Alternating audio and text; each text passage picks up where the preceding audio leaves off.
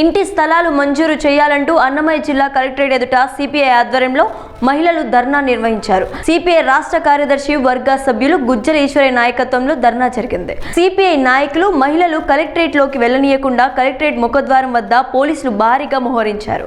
కూటమి ప్రభుత్వం ఇచ్చిన హామీలో భాగంగా అర్హులైన ప్రతి ఒక్కరికి పట్టణ ప్రాంతాల్లో 2 సెంట్లు, గ్రామీణ ప్రాంతాల్లో 3 సెంట్ల చొప్పున ఇంటి స్థలాలు ఇవ్వాలంటూ సిపిఐ రాష్ట్ర కార్యదర్శి వర్గ సభ్యుడు జి ఈశ్వరయ్య డిమాండ్ చేశారు. ఇంటి స్థలాల కోసం దరఖాస్తు చేసుకున్న పత్రాలను మహిళలు సిపిఐ నాయకుల ద్వారా కలెక్టర్కు అందజేశారు.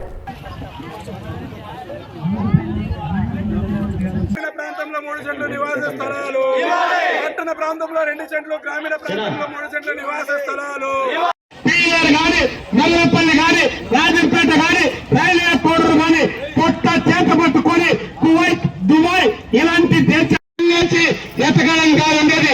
నిజంగా పేదల జీవితాల్లో అలాంటి పని ఉందా, అలాంటి వెలుగుందా? కడుపు చేత పట్టుకొని బయటికి పోతా ఉన్నారు. ఇక్కడటువంటి ల్యాండ్, శాండ్, వైన్, మైన్ దొంగలు దోచుకొని తింటా ఉన్నారు. వాటిని నివారించి మాకు పనులు కల్పిస్తే మేము మళ్ళీ మీ దగ్గరకు వచ్చి దేహీ అని చెప్పి అడిగేటువంటి ప్రజల పనుల పైన ఎప్పటికీ నిలుస్తుందని అత్త నిలిపేటువంటి క్రమంలో ఈ తీసుకోండి.